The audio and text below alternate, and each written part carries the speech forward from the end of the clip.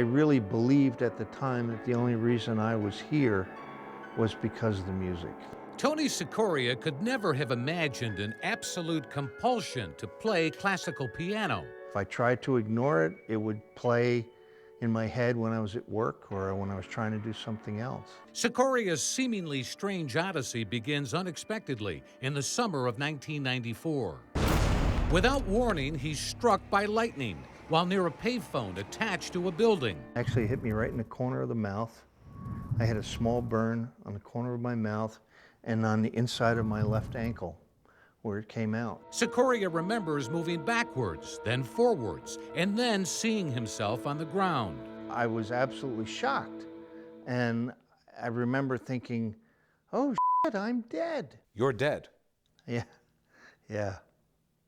Yeah, it was a shock. It was like somebody had moved a veil and suddenly I was someplace else. As Sikoria tells it, there was no point in sticking around, so he starts walking up the stairs of the building where his family is located. And I noticed that my legs are starting to dissolve. And that was a bit disconcerting. And as I got to the top of the stairs, I had lost all form. And I was just a big ball of energy. Sikoria says he moves through a wall, sees his wife and a bunch of kids around her. Suddenly, he finds himself outside of the building, immersed in what he calls a lake of pure positive energy. It was like you were swimming underwater through a crystal clear stream and the light was passing through and it was sparkly. Sikoria felt as though he was going someplace with speed and direction. He saw the high points of his life flash by. The greatest thing, he says, that could ever happen to anyone. Where do you think you were? And what was that energy? Yeah. I don't know where I was. My speculation is that I had crossed into a different dimension. I felt like that force that I felt of absolute love and absolute peace that pervaded everything was my thought of what God was. God. Yeah.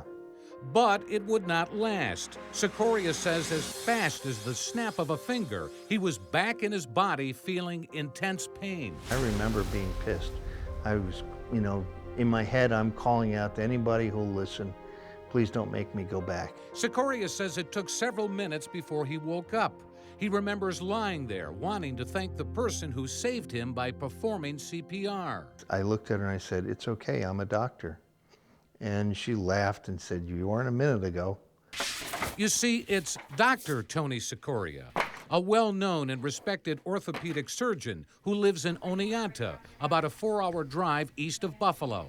If they take it, it'll go, but it hurts like hell. Sikoria says he was quiet about his near-death experience for a number of years. If somebody wanted to say, well, he's crazy, you should take his license away, well, that could happen too. That's never happened to you? No. After the experience, Sikoria returned to work, but was struggling for answers. Why did this happen? What did it mean? Why has there been no consequence to it? In the weeks that followed, he felt a burning desire to hear classical piano. Then came a vivid dream where he's on stage in a concert hall playing the piano. I'm watching what I'm doing and I'm listening to the music, and suddenly I realize that this is not someone else's music, this is mine. Sikoria's life takes another strange turn. Despite not being able to read, write, or play, he gets access to a piano and begins teaching himself. Whenever I sat down at the piano to try to teach myself, the music would start playing in my head exactly the way it was in the dream. Eventually, he gets an instructor and starts piecing together the notes. By 2007, Sikoria's Lightning Sonata takes on a life of its own when he begins performing the piece in public. Is it fair to say that you were somewhat possessed by this music and this? Oh, I was absolutely. It consumed you, right? If you could compare it to a religious zealot, I was that for the music. It had taken over part of my life. You're a man of medicine, right? Yes. How do you explain this with your scientific background?